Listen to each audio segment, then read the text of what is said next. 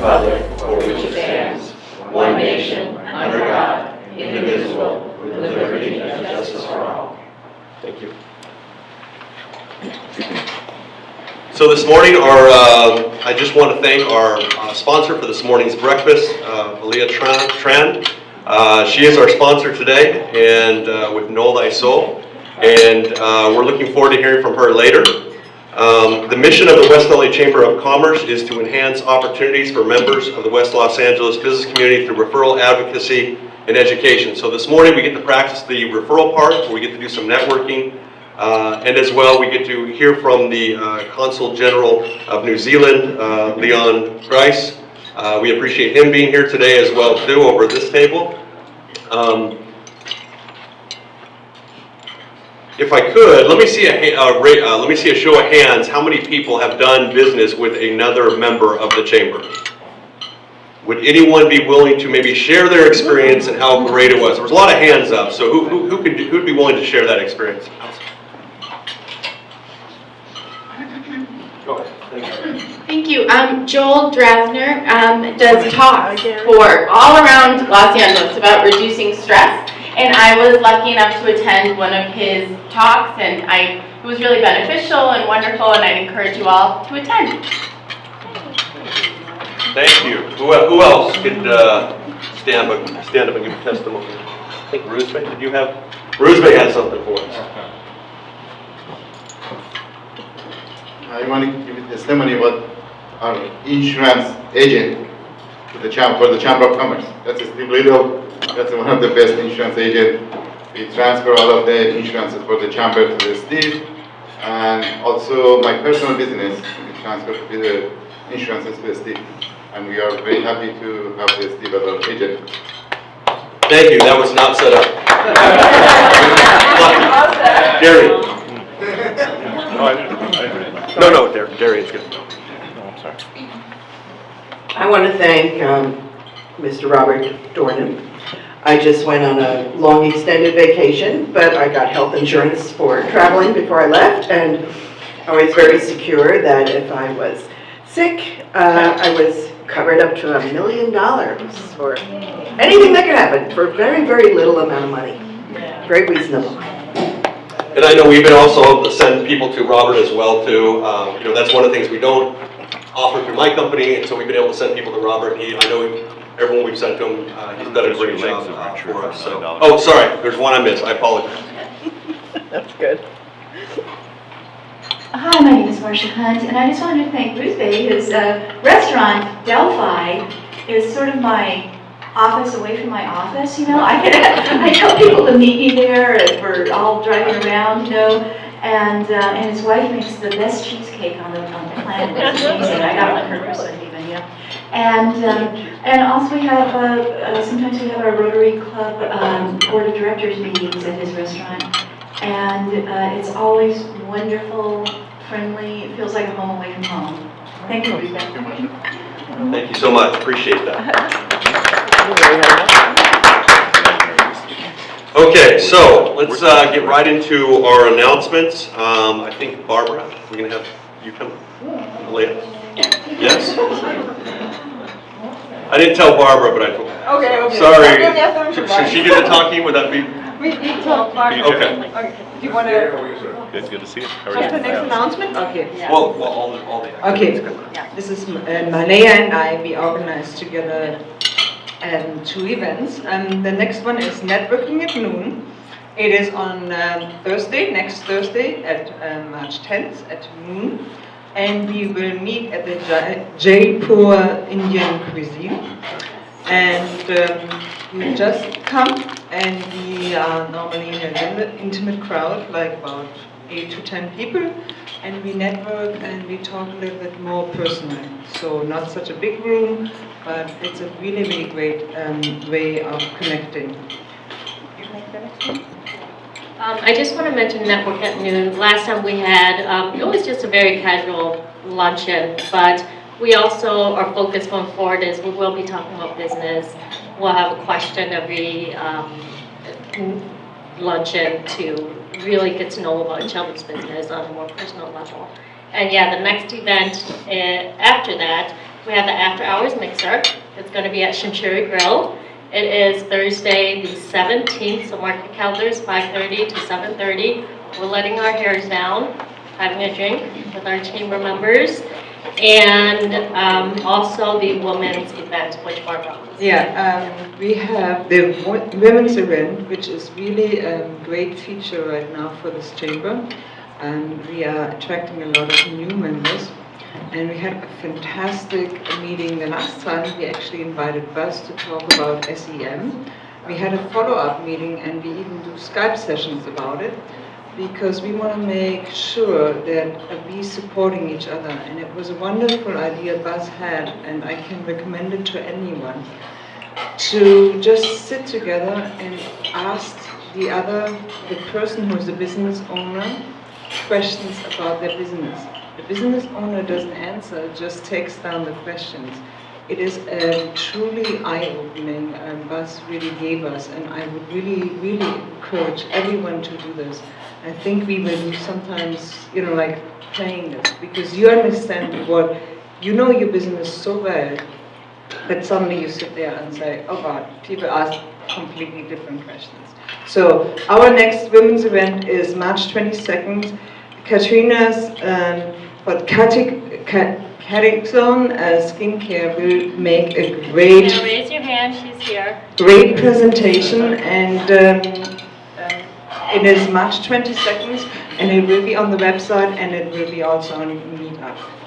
Correct. Everything can be found at the West LA Chamber's website. And I wanted to thank Buzz, he's not here, but big shout out because he did beautifully at the West LA Women's event.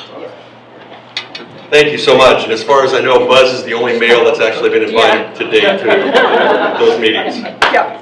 Even though they look like they'd be great, I'd love to come. No, maybe get your Got it. hand, do something. Okay. Okay, so we're going to move on. I think we want to have Molly Ann from New Directions. So Molly Ann's going to come and talk about something that's actually very near and dear to my heart. It's a partnership that we've been able to have with New Directions for the last 6 years now. Our Walk for Warriors that we do, the Chamber usually is very active and participates. I know I usually get a booth every year. It's just really for a great cause. I'm going to let Molly Ann tell you more about it though. And it's not the Walk for Warriors anymore. Because you know what, we're turning into a run also. We want to promote those runners that come out. So it's a Memorial Day 5K run walk. What day is it? Memorial Day, May 30th. On your tables actually are flyers. We have sponsorship opportunities too. Booth opportunities. Booths are $400 each. And it's a great opportunity if you have products to sell. Thank you. If you have products to sell, promote, we'll have goodie bags. Again, sponsorship opportunities. It's a 5K run walk on the VA campus, 8 o'clock in the morning. You can get your exercise and then go have your hot dogs and Memorial Day barbecues. And it helps support New Directions, our homeless veterans get back into housing. All right? And who usually hosts it? The Chamber. I already have the Chamber and Bank of America as our sponsors already. And oh yes, Christine Devine. Yes, she is already signed up already. So I've got her, and I got Gail Anderson coming out also. So I'm getting there. I'm getting more and more celebrity. So there you go. Sorry, I didn't mean to put her on the spot, but they do such a great job, and obviously they help our veterans. You know, one of the very important things that we need to do, and you know, regardless of politically where you stand, if we're going to send these people to war, we need to take care of them when they come back. So this is something I strongly recommend that everyone get involved in. Thank you very much. Thank you, Steve, and thank you for sponsoring in the past. You bet. And sign me up for a booth this year as well. Too. Perfect. Thank you. Yep. Okay, so now we're going to we're going to get to our first round of table networking. This is so a couple things. I knew I messed something up today. It's not my job. I'm just filling in for Buzz. It's not my job. It's not my job. He's sick. He was feeling horrible. He let me know yesterday I got to do this. So he'll be here hopefully next month to be able to handle this. But I did want to recognize our law enforcement that's here, Captain Nieto and Captain Ito. Thank you for their service. And I always feel a lot safer when they're here, so we appreciate you coming today. We're here to take you away, actually. I'm not surprised. Let's go. Eugene Sang as well from Senator Ben Allen's office is here as well too, so we want to recognize him. And I think that's as good a point as any to lead into our breakfast sponsor, Malia Tran with Know Thy Soul. She's going to come up and we're going to give her 5 minutes to talk about her business so we can all get to know her better as well too. Just also to mention, you as well as a business owner have the opportunity to go ahead and present your business.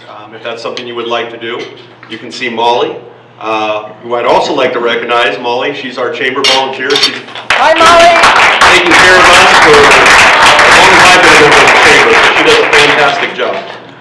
But everyone has the opportunity to sponsor. If you are interested, please come see Molly, but we'll go ahead and turn the time over to you. Very reasonable.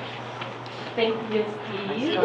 You're doing a great job on this. Thank you. I won't talk. I will talk. She's a Okay, so most of you know I'm a hypnotherapist, I'm a hypnotist. So I just want to start off with something a little fun. It's just going to be some true and false.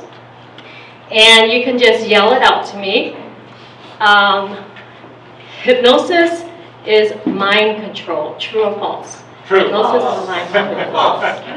False. 0 points for you. Number 2, true or false? Everyone can be hypnotized. Everyone can be hypnotized. That is true. It's a correct statement. Everybody can be hypnotized, and you've actually already been in hypnosis today. And I'll talk about that in a moment. Next is, some people are more easily hypnotized than others. Some are more easily hypnotized than others. That is correct. We call that suggestibility in the world of hypnosis. That is correct. And the last one is, it's the hardest one. Hypnosis is voodoo magic. It's the work of the devil. So, yeah, false. Although I do wish it was true. Now you know how I made that guy quit smoking. But okay, so hypnosis. What is it? What is it really about? Does it really work? I get asked these questions all the time. And as Buzz pointed out last week at the Women's Meet, these are also my blog topics for the upcoming year, because these are common questions that people ask me. So what is hypnosis really? Is it just this voodoo magic, it's a mystical thing? But no, I wish it was something as fun as voodoo magic, but all it is, guys, it's just brain waves. We're just talking about brain waves. And who here knows the 4 main brain waves? 4 brain waves of the brain. Alpha. Alpha, that's one of them, yes. Yeah. Beta is another. Gamma's an X-ray too, but yeah, it's a big one. But beta, alpha, theta, delta. Beta, alpha, theta, delta, yes. So beta, you're wide awake, completely alert. That's where you are right now. You're awake and alert. Although I don't know how many of us are fully in beta on a Wednesday morning at 7, but we try to be, right? And then delta is when you are deep asleep. That's at night when you're completely asleep. It's the in-between, the alpha and theta. This is where the magic of hypnosis works. We just trigger alpha in order to put you in hypnosis. Why is that so powerful? It's a prime learning state. There's research and studies showing that why that is so powerful, to learn new information, new knowledge. That's why meditation, when people meditate, they learn more, they grasp more. When you're at the beach, you know, you're more relaxed. You're actually in that alpha. It's a light hypnotic state. It's just alpha and theta. That's all it is. And I not only trigger this state to help people learn new information, I also help people change their thoughts. As my friend Joel says, it is what you mentioned at your workshop last week. I was there, it was wonderful. And we are only ever one thought away from having a completely different experience. We're ever one thought away from having a different experience. It's not our mind that drives, or it's not our life that drives us nuts. It's our thinking process. And that's what I do. I help people change their thinking process so they can change their life. And I know what you're thinking, Malia, How can it be my thinking process? You don't know my mother. But I can assure you, I do not need to meet your mom in order to help you change your thoughts about her and how you respond towards her. So I'll just end it with that. It's what I do. I help people change their thoughts so they can change their life. I specialize in healing past trauma, changing bad habits, and fears and phobias. And I have a practice in Brentwood. Malia and Thank you. Thank you, Malia. We're going to have Malia stay up here for a bit. She's not out of the hot seat yet. Does anyone have some questions? Tia. How you can help with the anxiety? Anxiety. So anxiety, one of the best definitions I've read for anxiety, I'm big about mindfulness and breaking down the thinking process. Anxiety is nothing but just the suffering of excessive thinking. Because in a sense, if you think about it, when if someone's in the anxious state, you're overloaded with message units. Your thoughts are going 1,000,000 miles a minute. So how can it not, your body is just being haywire. So really break it down. Hypnosis is very beneficial because we're slowing down your body, slowing down your mind. Break up that thinking, change the thoughts. Possible, very possible. Do we have some other questions? Gary. How do you keep your skin so beautiful? Thank you for asking. Katrina. I have to say, Katrina, I use some products I wanted to say this morning, and I'm not a big beauty, I'm not kidding, but her products, wow. You can literally, you know how there's so many, to give you a pitch, so many ingredients you don't know in many products, but with hers, you read all the ingredients, I know what all the products are, there's usually no more than 5. Amazing. Katrina, thank you. I have one question, if no one else has any other questions. So what are some specific things that you can help solve or problems you can solve with hypnosis, like specific type? Yes. So there are many things I cover, but the most common ones are breaking habits. People come to me, smoking, yes, there's weight loss. Like I said, I specialize in healing past trauma because my specialty is empowering women and helping them break the past, because I do believe you can change your past by changing how you view it. And once you can change that past, you can release the emotions with it, you can create that new future. Some other specific issues such as stress, nail biting, the list can go on and on. There's multiple issues. It's mainly just changing that thoughts, and you can change whatever, Thank you so much. Thank you. Yeah.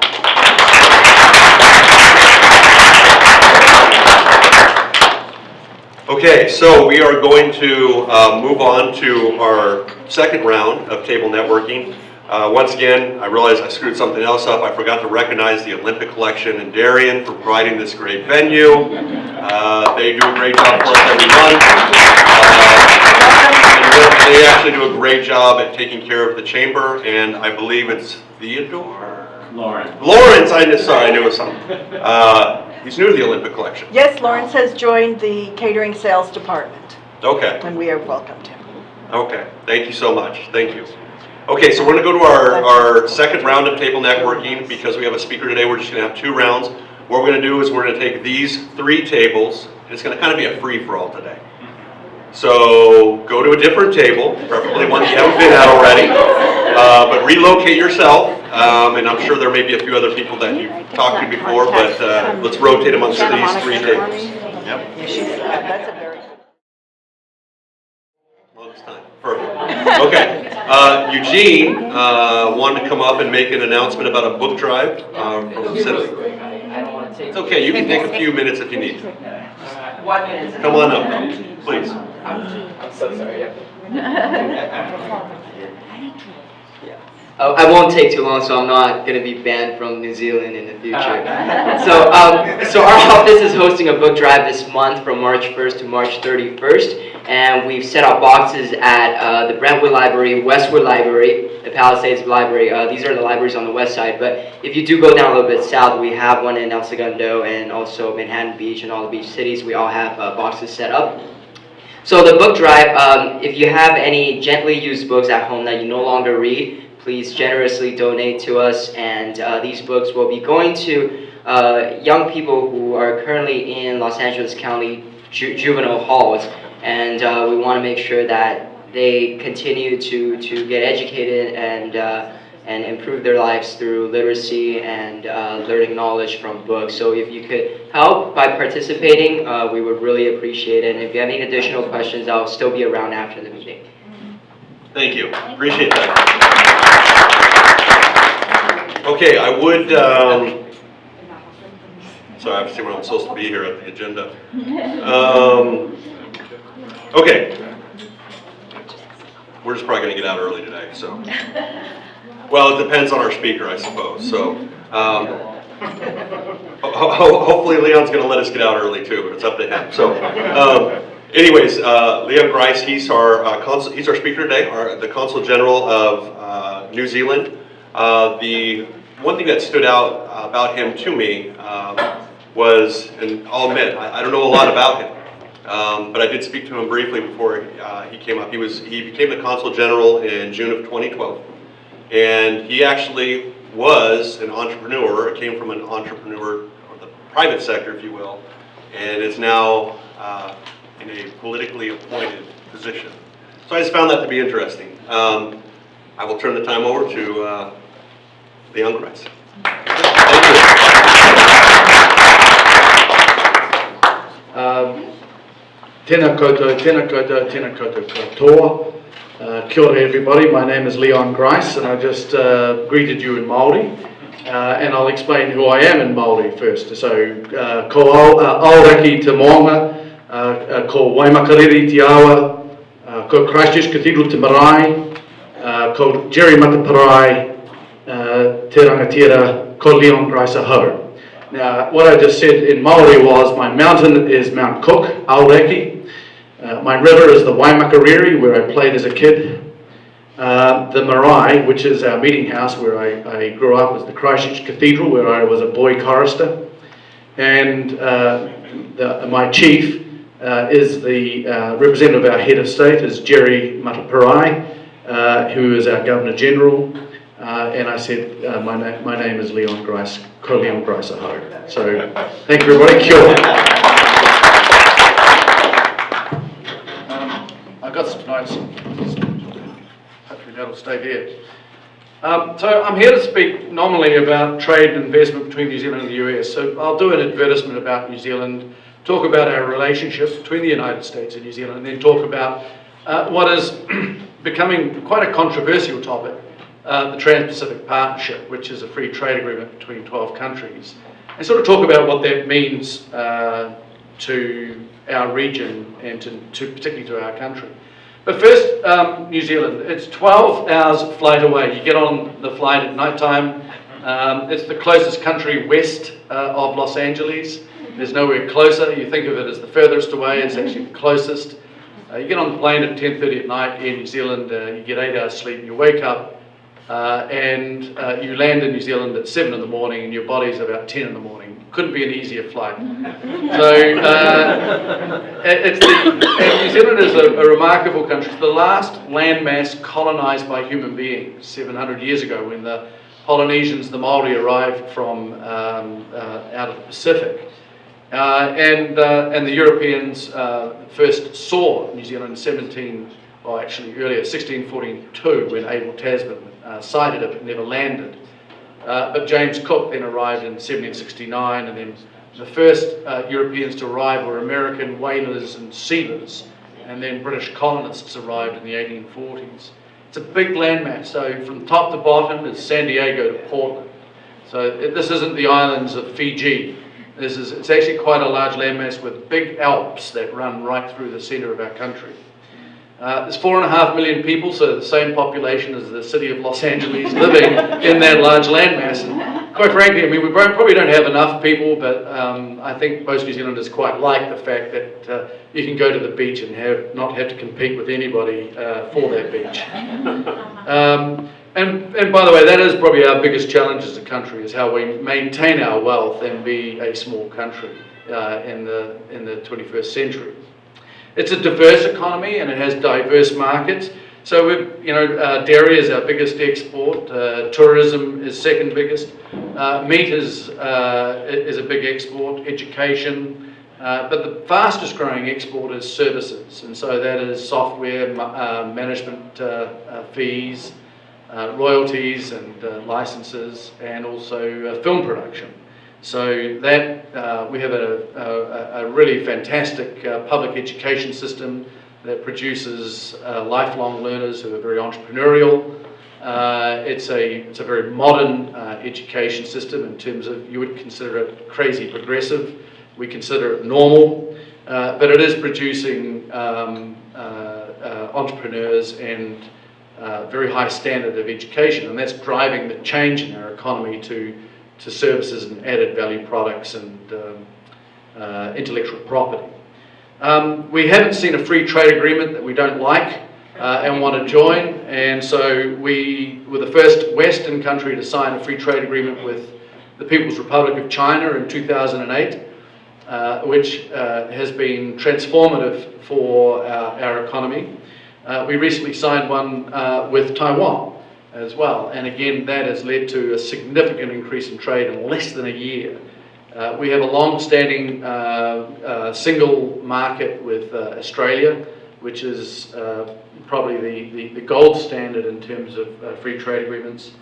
And we also have free trade agreements across all of Asia.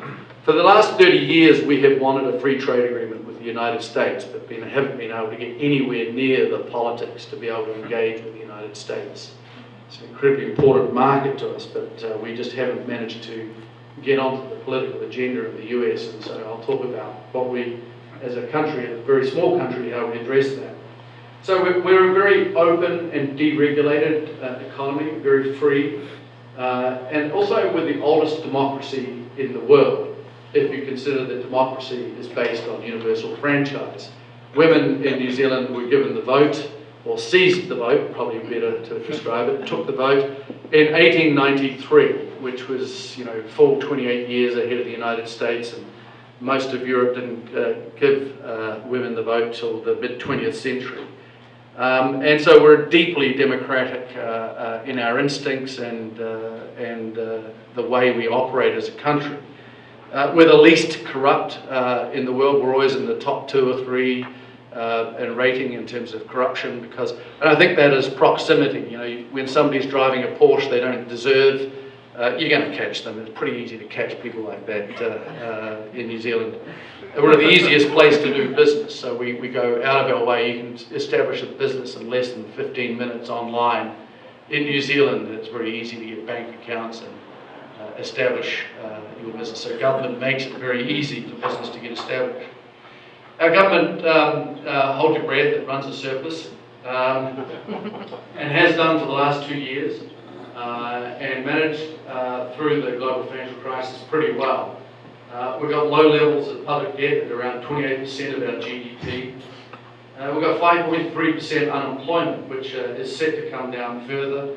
We've had steady 3% growth, probably for the last 8 years as we came out of the global financial crisis. We've got strong population growth, so more Australians are now immigrating to New Zealand than the other way around, which is a sign of the strength of the New Zealand economy. So we've had record immigration this year.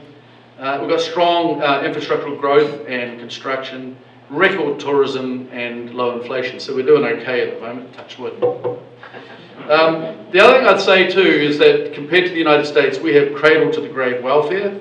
We have free healthcare, which is a single payer system for all you Bernie fans out there.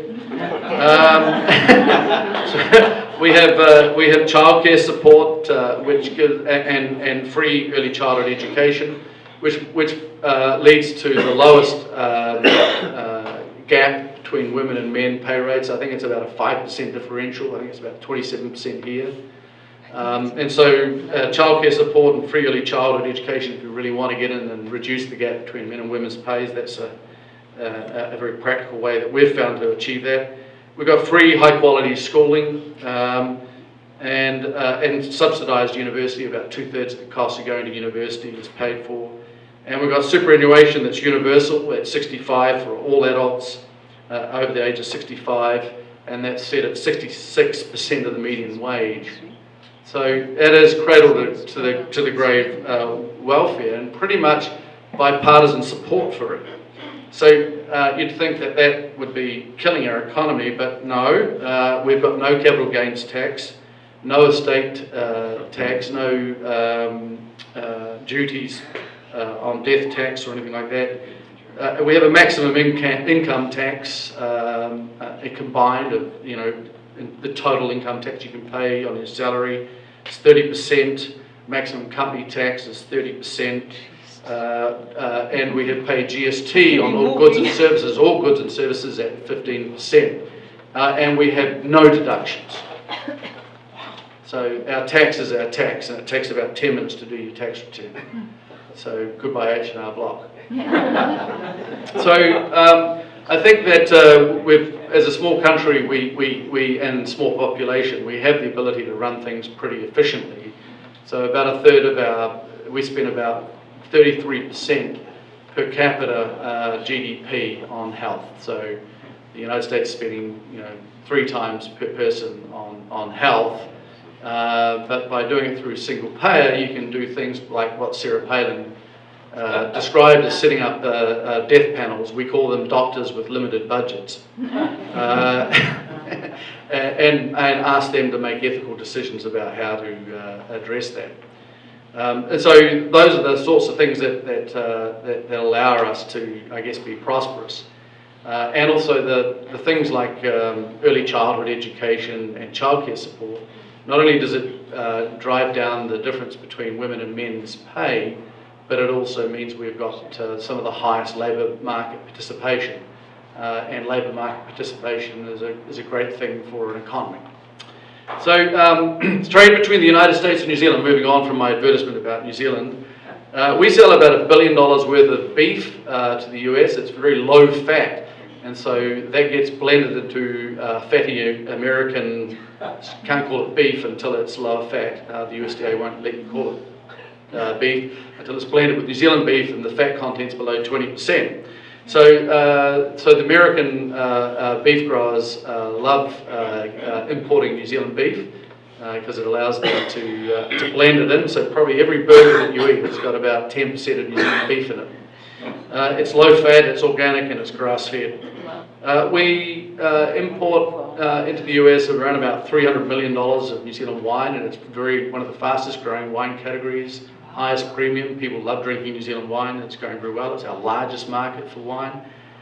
We sell about $1 billion worth of intellectual property and services to the US every year, and $1 billion worth of dairy product as well. But that comes in highly tariffed and quota, so there's not much growth out of there.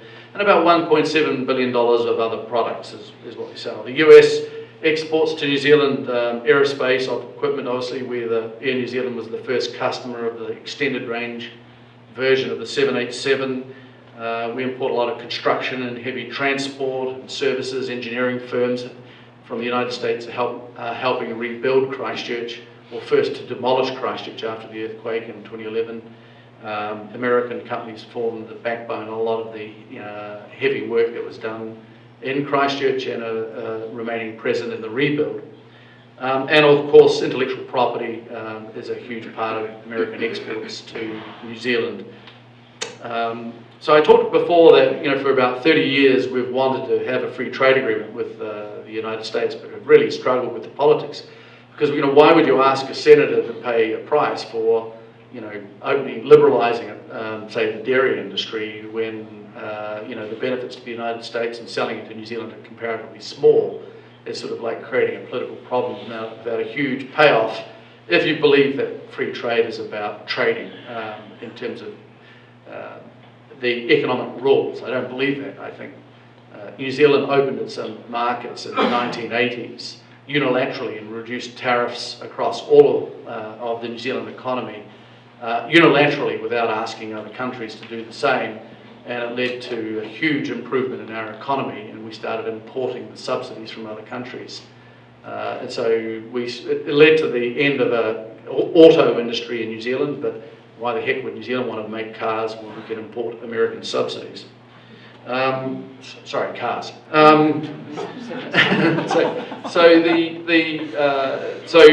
So we don't see free trade as I'll give you this if you give you that. We just think free trade is a good thing in itself, and by protecting your industries, you're destroying the vitality of your economy, and so we don't take a mercantilist approach to it.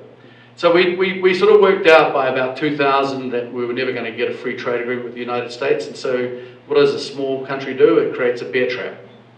And so in 2001, two very small countries, Singapore and New Zealand, signed the TPP. And so we created the structure that is the TPP today. And Singapore and New Zealand didn't need a free trade agreement. We're both very open economies.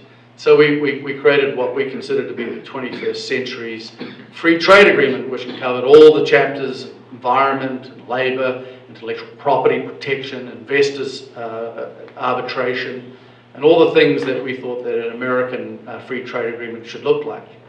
And then in 2005, Chile and Brunei joined that free trade agreement, and that became the P4. And in 2006, President Bush decided to pivot in his own foreign policy to connect with more countries in post the Iraq and Afghanistan wars. And so they decided that the United States would join in the negotiations in a regional agreement in 2006. And so when the United States joined, those four little countries, Chile, Brunei, New Zealand, and Singapore, all of a sudden had a bear in the trap. And the great thing about that is that by the way, I don't think it's a bad thing the United States is in it in terms of trap. I'm just trying to create an analogy or something. And then after that, Malaysia, Vietnam, Australia, Peru, Mexico, Canada, and Japan joined. So 40% of the world's GDP became part of that agreement. And so 12 countries, an incredibly difficult thing to negotiate. But by and large, it is as Singapore and New Zealand envisaged it in 2001. So let me sell the TPP to you. It has the first free trade agreement to have environmental protections in it, in terms of what you have to do to be able to perform in that trade agreement. It's the first free trade agreement to have labour protection. People have to have the right to be able to organise for you to participate in the TPP agreement. Intellectual property is protected, and so and with set and common standards of how intellectual property is protected. It's reduced tariffs over time across 95% of lines. It's introduced common standards for how you describe those tariffs off the WTO lists, and also has a common standard for how you resolve disputes between countries around trade. So across all of those categories, TPP allows for the protection not only of the old style of exports, which are things that bump through ports, but all of the things of the future, which is intellectual property and software sales. So what does it mean for the United States? It means for the United States that the rule of law will be the basis of trade in the Asia Pacific.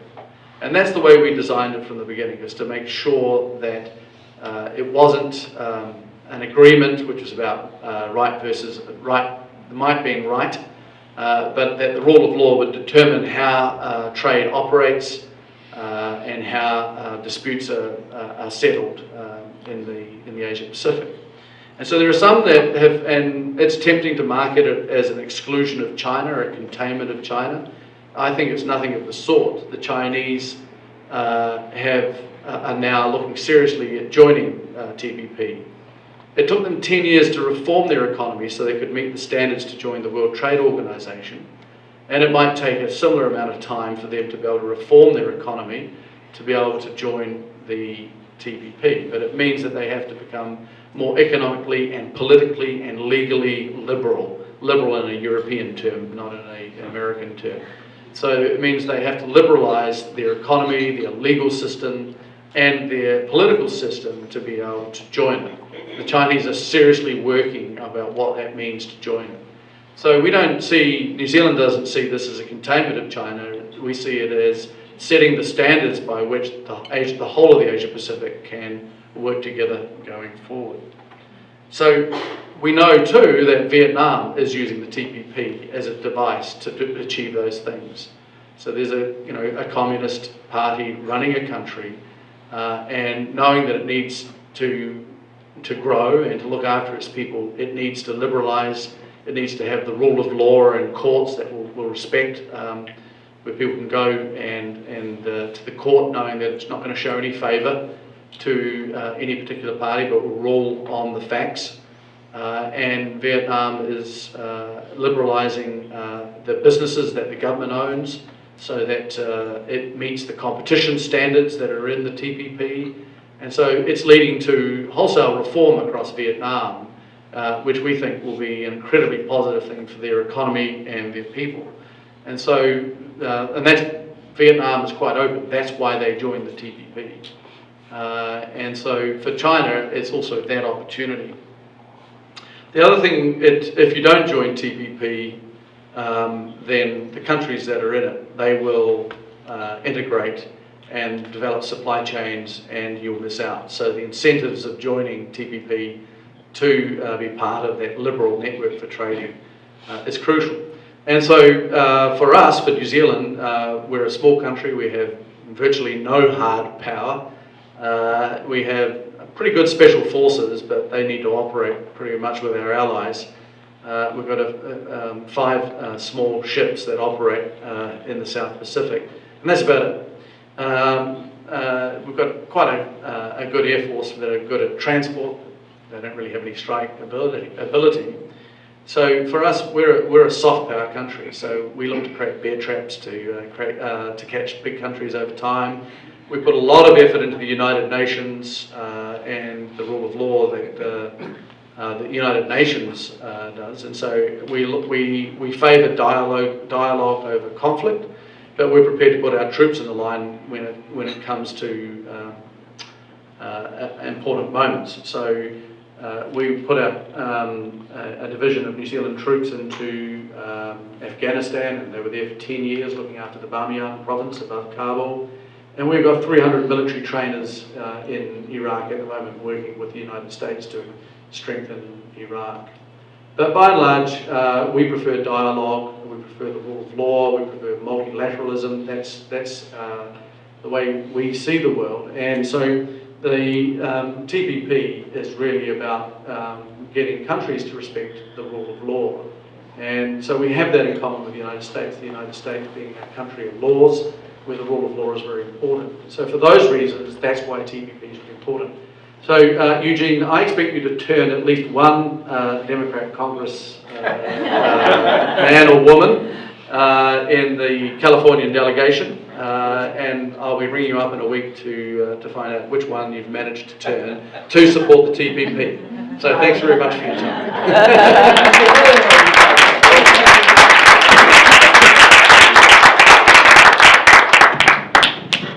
He had me at 30% flat tax.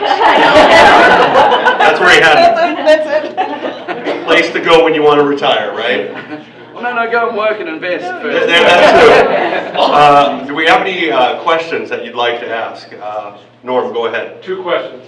Do you folks drive on the wrong side of the road down here? No, we drive on the left side of the road. You mentioned Christchurch. The earthquake in Japan was, what, a couple of days after that with the Fukushima disaster? Yeah. And so everybody forgot about Christchurch, but how's the rebuilding going? It's going well. I mean, it's a 10 to 15 year process from start to finish. It's starting to get, the rebuild's starting to get momentum now, where people can see what's going on. You know, the thing about that Christchurch earthquake, just a few facts about it. I established the rebuild team before I came over here. I went and built that team.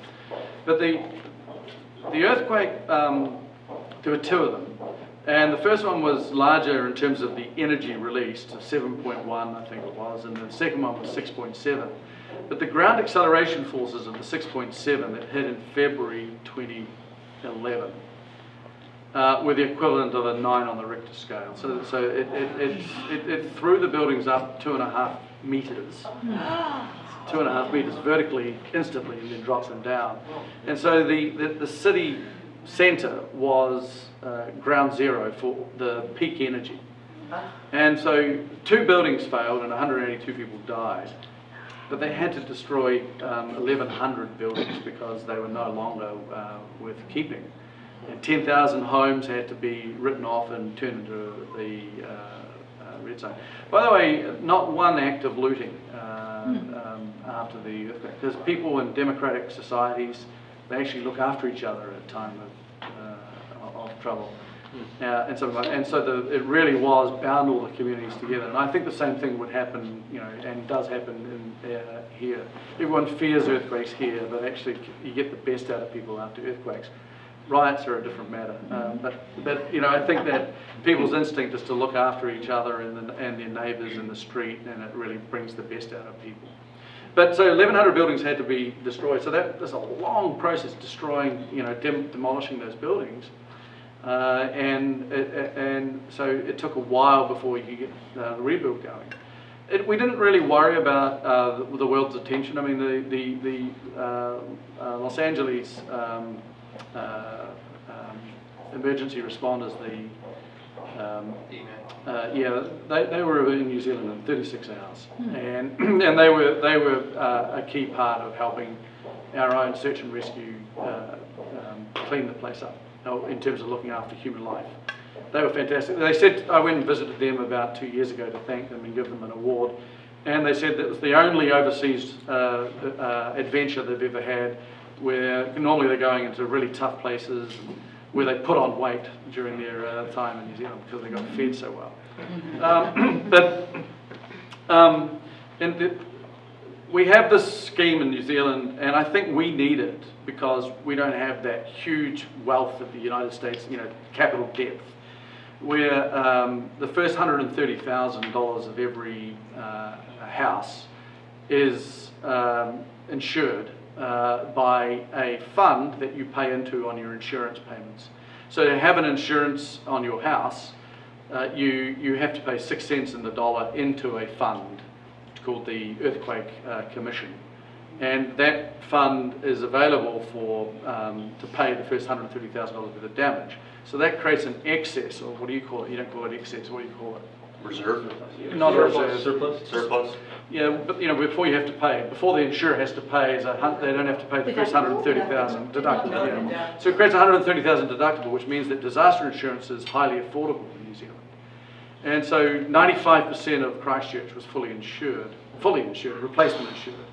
And so the huge amount of capital has been and is flowing into New Zealand from Munich Re and all the European reinsurers. So the financial side of it is actually fine. We don't need, international aid. We need international expertise, but we didn't really need that finance. And that's what's driving the rebuild of Christchurch. It's going to be quite a cool city in about 2 or 3 years' time, but in 10 years' time, it's going to be a very cool city. Is it sitting on a fault? How is this with the earthquake faults there? We sitting here on a fault.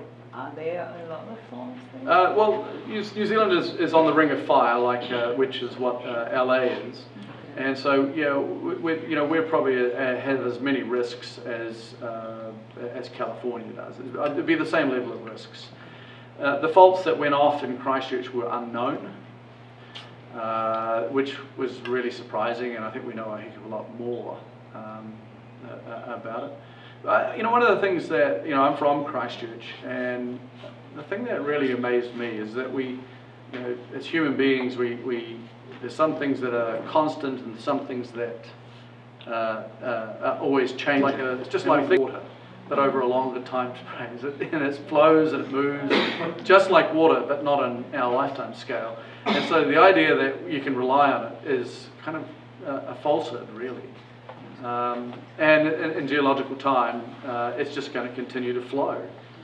After the earthquake, there were something like 30,000 earthquakes over 5 on the Richter scale as the after scale. So what happens is the earth just keeps moving. And so that's the other thing too, is that it took 18 months for the earth to stop moving before you could actually, so that's why we just did all the demolition, before you can think about how you're going to rebuild and where you're going to rebuild. Same thing would happen here too. You don't, an earthquake isn't a single event. It's like you've got to think of it like a wave of energy that washes through your landscape, and it can take 18 months, 2 years for that energy to settle. Sorry. We are in the backyard of Hollywood. Is there still a halo effect from Peter Jackson and Lord of the Rings and well, Peter Jackson. The great imagination. What a great series. So Peter Jackson, Weta Digital is the largest special effects facility in the world now, digital special effects facility in the world. 3,000 workers down there, driven by science out of the universities. And, if you're going to do special effects, digital effects nowadays, you've got to have the best maths and the best algorithms to be able to get the productivity to do fur or water, and make a film. So Weta Digital is and his facilities down there are now world-class facilities. James Cameron is going to make Avatar 2, 3 and 4 there. He's bought a ranch. He's on the process of becoming a New Zealand citizen. Steven Spielberg is regularly making movies down there. And so the legacy is that it is a place, if you want to hide from Hollywood studios and make highly creative films, it's a great place to hide. How difficult is it to immigrate to New Zealand?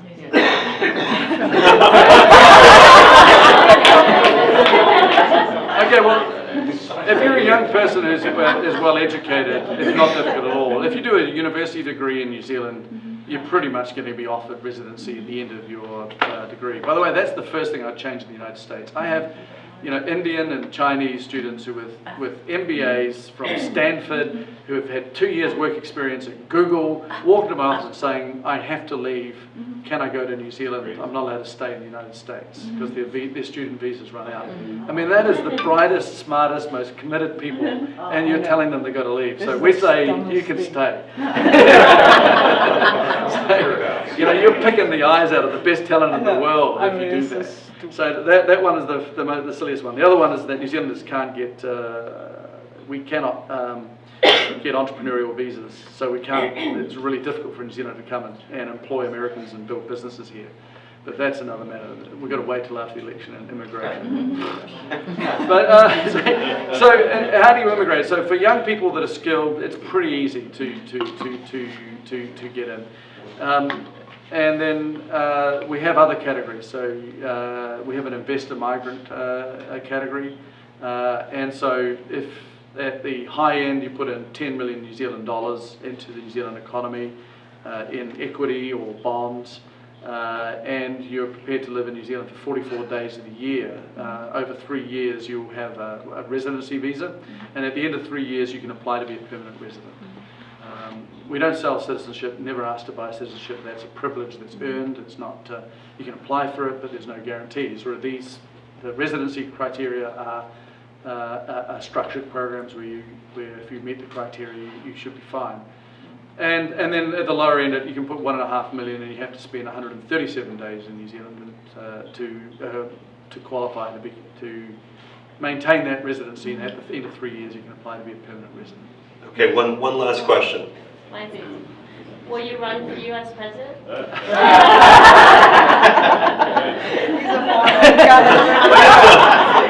don't know if we have time for this conversation. I was back in New Zealand 3 weeks ago, and we had 40 business leaders that we recruited from the US to go down and do a study tour in New Zealand. And I was lucky to get our Prime Minister, John Key, who is a phenomenally popular Prime Minister in New Zealand. He was the head of Merrill Lynch's foreign currency operation for the United States and Europe globally.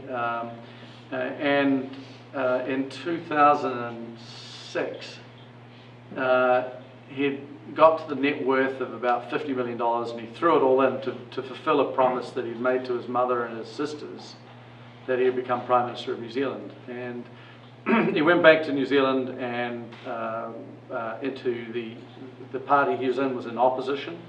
And within 4 years he was leader of the opposition, and within 6 years he was Prime Minister. And he's been Prime Minister for 10 years. He's very popular. is very centrist. You know, you'd find him probably to the left slightly of Hillary Clinton in terms of the political spectrum. At the end of his speech, I had these very wealthy American businessmen come up, pull out their checkbooks and say, "How much do you want for it?" And we gave them. So, yeah. But no, I'm not born in the United States, so I can't run for president. Okay, I think that's all. Thank you so much.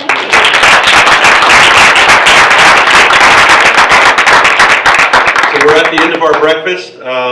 On Buzz's notes here, it says I get to give my personal pitch, which I don't know if I'm going to bore you with that, other than to tell you that, you know, this week has been kind of a tough last week for Google.